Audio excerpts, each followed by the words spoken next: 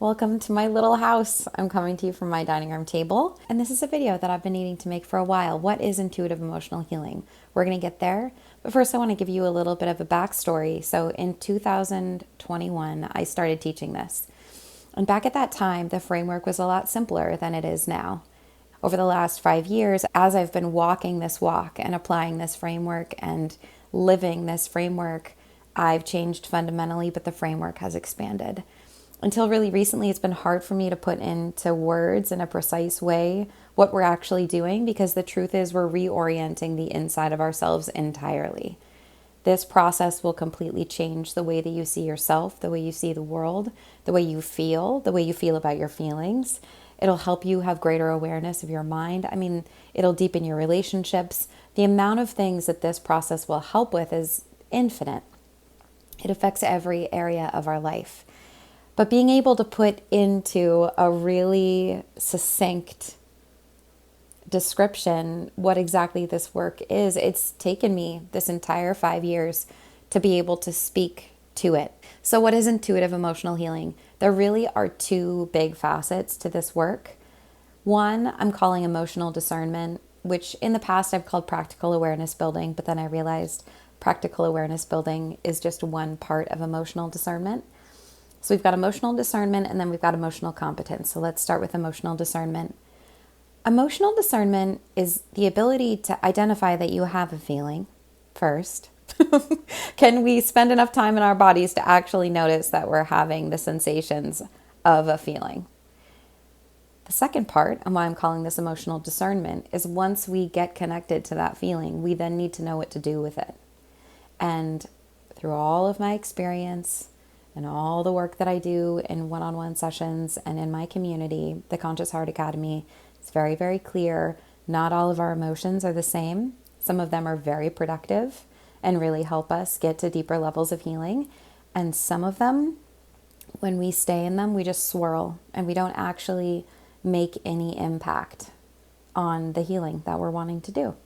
So when you get connected to that feeling, you then have to know what to do with it. You need to know, is this one of those emotions that's just keeping me swirling? And those emotions that keep us swirling, they're always pointing to a productive emotion. So we need to know that. We need to know not only, oh shoot, I'm going to give you an example, anger. Anger is an emotion that's going to keep us just swirling and kicking up more, especially if we're feeding it with a narrative in our mind. And so we've really got to get good at noticing when anger comes in, because anger is always covering something else. And it's going to be different each time. Anger could be covering a whole slew of different tender things. And there might be 4 or 5 different things in there that you're feeling underneath the anger. But if we don't know that, and we think that anger is the end point, we can stay swirling and staying in that unproductive space where we're just kicking up more suffering for ourselves. So knowing anger is not the bottom, I need to look underneath it. Let me look for one of those productive emotions is really important. So that's why I'm calling this emotional discernment. Can you go from the story that's happening, your reaction to your environment? Can you arrive in your body, notice you're having a feeling, connect to the feeling, and then can you know what to do with it? Do you know whether or not you're swirling or in a productive emotion? So all of that I teach in the emotional discernment arm of this. The other piece is emotional competence. So when you do get connected to the feeling and you figure out what you need to do with it, either click in and find what's underneath or spend time with that productive emotion and clear it, emotional competence is our ability to stay with that productive emotion until it clears or until we get tired. You're a human being. Sometimes you feel as much as you can of an emotion and then you're feeling exhausted and you want to take a break, and you're a human. You get to be a person. That's real. But do we have the skills to actually stay with a feeling without feeding it, without drowning in it, without completely losing our shit? Can we just stay in our bodies long enough to feel that? And a huge part of that emotional competence is learning about how we can quiet our brain and make it the safest, most supportive place for our heart to release, because that's really what we're doing. Your heart is the place where you need to have all of your focus if you're going to be doing emotional healing work. So much healing work out there is cerebral. It's keeping you in the why. It's looking for where it came from. And I'm always telling people, you don't need to know why or where it came from. If you do, that's great. And if that helps you get to greater empathy and compassion and understanding of yourself, wonderful. But if you get connected to a feeling and you don't know why it's happening and you don't know where it came from, but you can feel it and stay with it, that's all you need. Our attention needs to be with the emotion in the body. This is a very embodied experience. So emotional competence is going, can you come out of your head and into your body and actually be with that feeling long enough to clear it? Okay. There's a lot more that we do, especially in the Conscious Heart Academy, as far as reframing the way that we feel about emotions. That helps with our emotional discernment, really looking at our perspective of the world, how much compassion we can actually have for others, how well are we able to put ourselves in someone else's shoes.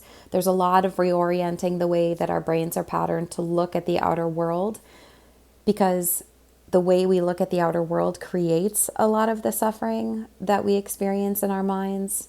It creates a lot of those swirling emotions. So we really do want to build great awareness of our minds in this process.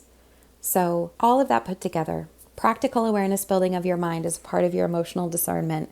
Being able to actually detect that you're having an emotion in your body and know whether or not it's a swirling one or it's a productive emotion. And then being with that emotion in your body, having an embodied expression of that emotion, that emotional competence, and staying with it and clearing as much as you can is so important. That's this entire process. The last piece that I will add is crying a part of emotional competence? Yes, it is. Why? Crying, for better or worse, no matter how you feel about it, is an innate human mechanism. When we need to cry, it's involuntary, if you think about it. You see something, you hear something, you take something in from your environment, and your body has a response. You don't sit and go, I'm going to effort to make myself cry. That is not how it happens. We experience something, and all of a sudden we have tears. There's an experience that just comes over us. So in this way, even though a lot of people might think this is gross, crying is like throwing up or sneezing. It's an involuntary bodily function that helps us to clear energy and helps us to reset our nervous system. You actually release oxytocin when you cry and you don't feed the narrative. When you are emotionally competent, when you can be with the feeling in your body and let yourself cry, you release all sorts of beautiful chemicals in your body that help you to feel calm and regulated, relaxed even, feel great amounts of relief. There's so much beautiful stuff that happens when we cry. But the part that I love the most after a really good cry is that I can't quantify this and I can't tell you why this is the experience, but over and over and over again after I have a really good cry, I know myself better. There's self-knowledge that comes in. If there's some decision that I've been trying to make, if there's some thing that I've been chewing on in my brain that I felt unsure about or cloudy about or mixed about, I've got the clarity after I cry. There is this just settling in of the truth of who we are and what is needed for us next that happens when we actually metabolize deep feeling when it comes in. So crying is an integral part of this emotional competence piece. So in summary, intuitive emotional healing is really just helping you to feel comfortable in your body when you feel something deeply and to know what to do with that deep feeling. It's really hard to be a human on the planet. There's so much outer noise that's happening. And when we don't know how to go in and feel these things when they come up, we end up suppressing them. We end up coping all of the time instead of going in and feeling what we need to feel. And I'm not poo-pooing coping. We need coping mechanisms. They're very important. But we also need the ability to go in and feel so that that backlog of moments where we've had to cope to get through and push that feeling down, we need to be able to go in and feel so we can release that backlog. So it's really important. If you feel overwhelmed a lot of the time, if you're easily irritated, if you've noticed that your humor has gotten sharp or that you don't have the same humor that you used to, if you notice that you just feel negative a lot of the time or unhappy or like nothing that's going on around you feels like it's enough, if you're experiencing anxiety or depressive episodes or anything like that for a longer period of time, all of those things are pointing us to an emotional backlog. And so learning these tools can really start to loosen the grip of any of these patterns or ways of being in the world that don't feel good to us anymore. It can help us reclaim our fulfillment. They can deepen our meaning. They can bring in more joy. And this is maybe my favorite thing about this process and what it's done for me as a human being. I love that now I have such deep presence with my own emotions that when someone's feeling deeply around me, I'm just with them. I'm not rushing them through their process. I'm not explaining it away. I'm not trying to cheer them up. I'm present. I'm with them. I'm tender. My heart is open. We're connected. And people melt with that when they're ready, especially children. You'll find children love me. I love kids because they do this process without thinking about it. You did this process without thinking about it when you were a kid. So we're just helping you remember your innate wiring, how you came in. So you will just find that the safer the space that you create for yourself, the more you have that safe space to offer to other people. And it's going to deepen and transform all of your relationships with the people who are ready, with the people who are courageous enough to let themselves start to melt and allow themselves to be in that vulnerability. So this is a beautiful gift that we give ourselves first. But then it's a gift that you can offer to all of the people in your life that you love.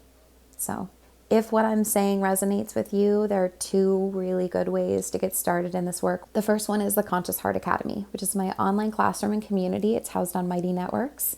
And within that community, there's a resource library with so many videos, audios, worksheets, infographics, step-by-step processes to take you through everything that I just said. But the other thing is there's live help. I hold 6 sessions a month, and in those sessions, we check in. You get to ask questions face-to-face with me on Zoom. You get to hear stories from other people in the community who might be going through similar things to you, but we're all learning together, and it's a really cost-effective, high support, high education avenue for you to get going and get rolling. You could literally go sign up right now and you would have instant access to every video that I've posted in there. So that's a really good way to get going with this.